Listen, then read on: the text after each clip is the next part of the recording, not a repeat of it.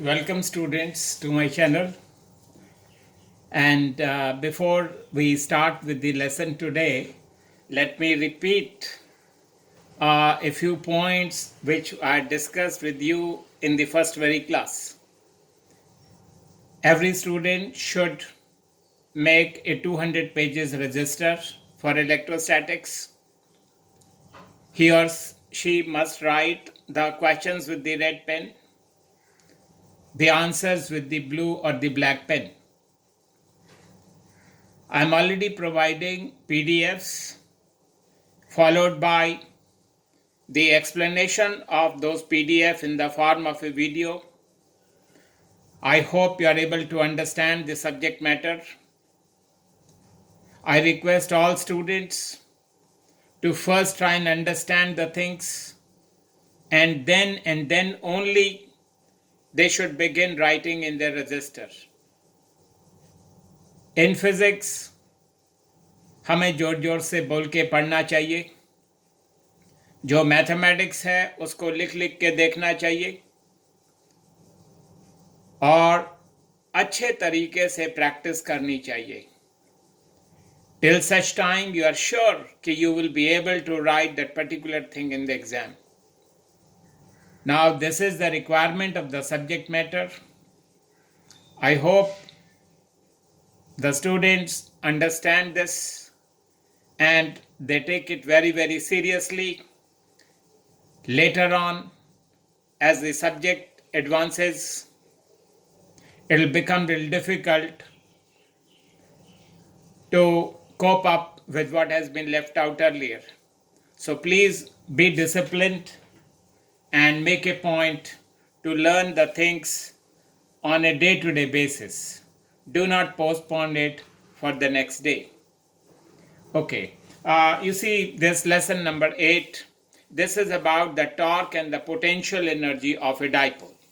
But before that, let me revise a few points which we have learned in the last class.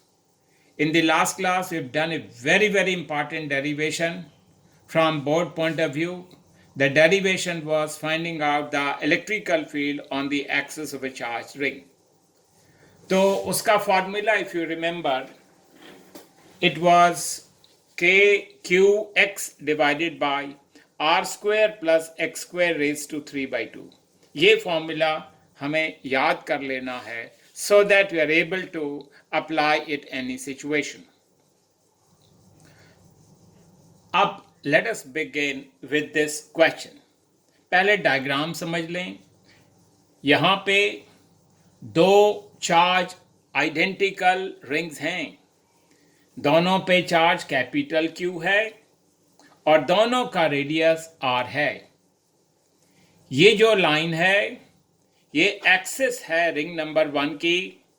ये line भी axis है ring number 2 की.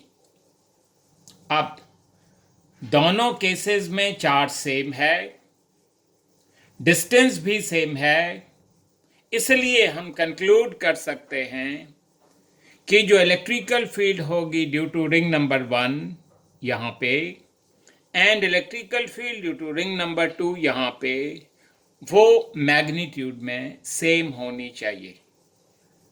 ये common sense की बात है. अब पहले रिंग की वजह से यहाँ पे electrical field will point away. Positive charge की वजह से इलेक्ट्रिकल फील्ड पॉइंट्स अवे और इस इलेक्ट्रिकल फील्ड को हम लिखते हैं EP1. How do we read?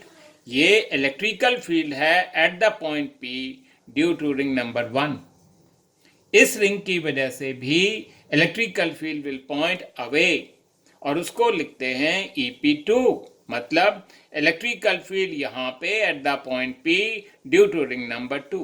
अब क्योंकि ये दोनों इलेक्ट्रिकल फील्ड्स मैग्नीट्यूड में सेम हैं और इनके बीच का एंगल 90 डिग्री है, इसलिए dear students you remember the shortcut कि जब भी दो इक्वल वेक्टर्स 90 डिग्री पे होते हैं तो उनका जो रिजल्टेंट होगा that will be bisecting the angle.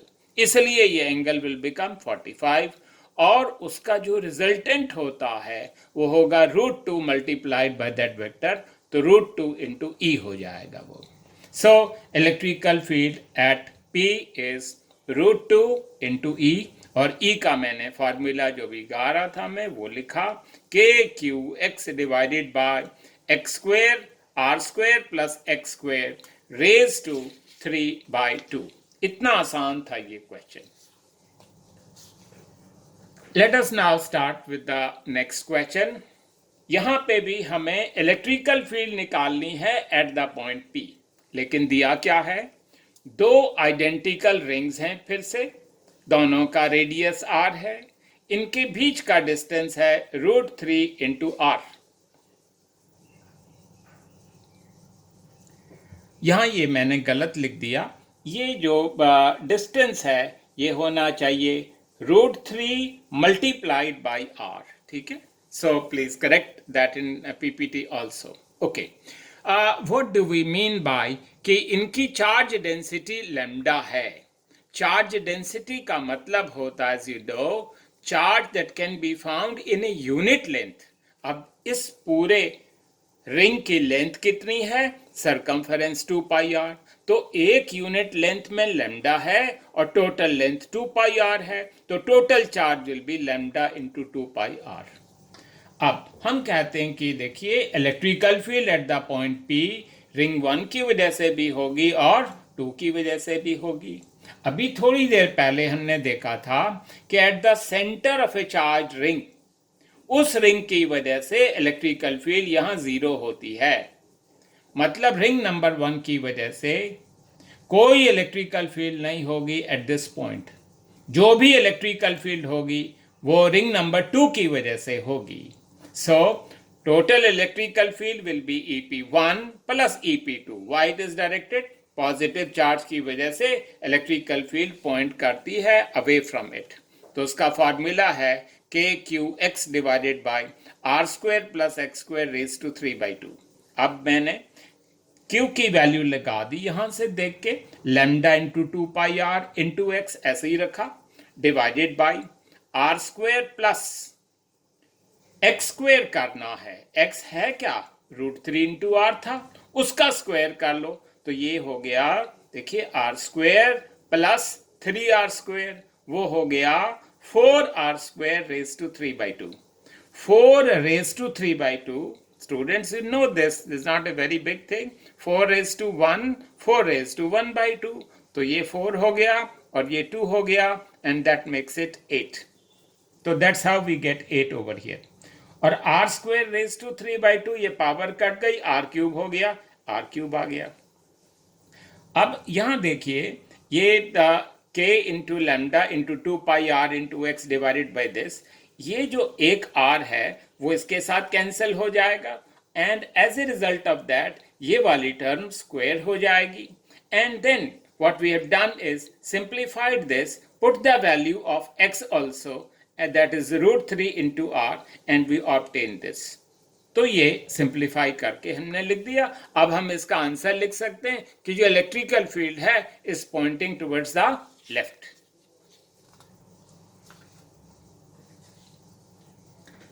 ये जो क्वेश्चन अब हम करने जा रहे हैं ये इस चैप्टर का सबसे ज्यादा इंपॉर्टेंट क्वेश्चन है, नेमली to find the torque acting on a dipole when it is placed in a uniform electrical field।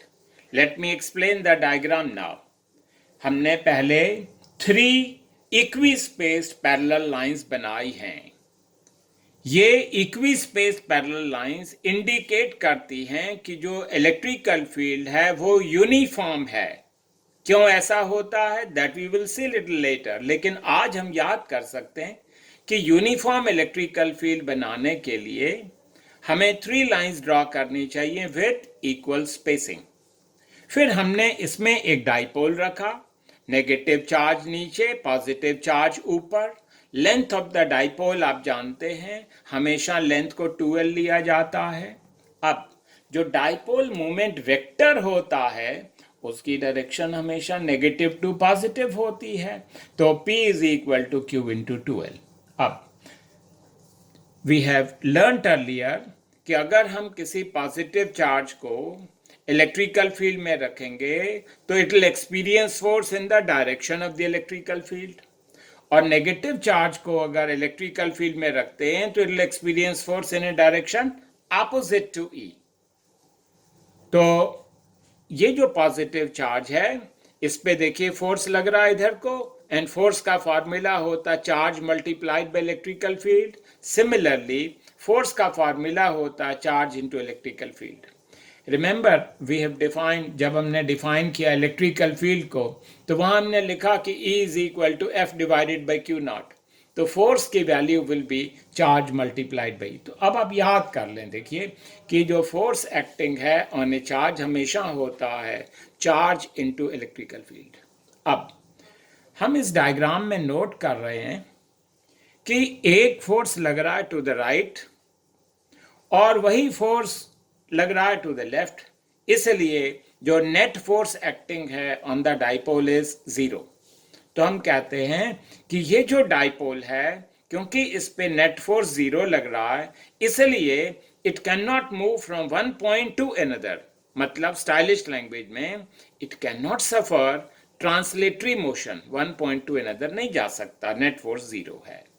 Now we would like to talk about the torque. तो उसके लिए मान लिया ये एंगल थीटा है, तो यहां से मैं एक परपेंडिकुलर डाल दूं। ये जो डिस्टेंस होगा ये परपेंडिकुलर डिस्टेंस होगा बिटवीन द टू फोर्सेस। आपको याद होगा फर्स्ट क्लास से कि अगर इसको 2l ले लिया जाए हाइपोटेन्यूज को, और ये एंगल थीटा है, तो ये जो साइड होती है ये परपेंडिकुलर कहलाती है, और perpendicular is related with sine. तो आप ये याद कर लें अब कि जो साइड परपेंडिकुलर है एंगल के अपोजिट है वो साइन कंपोनेंट है 2l साइन थीटा। अब हमने एक सिंपल फॉर्मूला याद किया हुआ है, वो है टॉर्क होता है either force into perpendicular distance. तो वो हो गया Q into E into 2l sign theta. अब हमने थोड़ा सा रीअरेंज किया, Q इंटू 2l को P लिख दिया, E and then sine theta. अब वेक्टर्स में आपने सुना है कि ए बी साइन थीटा को A क्रॉस B लिखते हैं, तो वेक्टर फॉर्म में टॉर्क को लिखा जाता है P cross E। You will say ये तो वेक्टर है, तो वेक्टर की डायरेक्शन क्या होगी? उसके लिए हम right hand screw rule use करते हैं। यहां पे आप एक स्क्रू रखिए और उस स्क्रू को टर्न कीजिए फ्रॉम P टूवर्ड्स E। तो आप जब टर्न करेंगे आपने ये नोट करना है कि जो टिप ऑफ द स्क्रू है वो किधर को जा रहा है। तो राइट हैंड थंब रूल से भी देख लो, वही बात है। मीनिंग थंब ऐसे रखा, P से E की तरफ मेरी फिंगर्स जा रही है, तो इट इज पॉइंटिंग डाउनवर्ड। कोई भी चीज अगर डाउनवर्ड पॉइंट कर रही है, into the plane of the paper point कर रही है, तो नेचुरली उसमें हम क्रॉस लगाते हैं। ये आप याद कर लें कि ये सिंबल का मीनिंग है कि something is there which is perpendicular to the plane of paper and is pointing inwards. The torque is pointing inwards. So that is all in this. Thank you.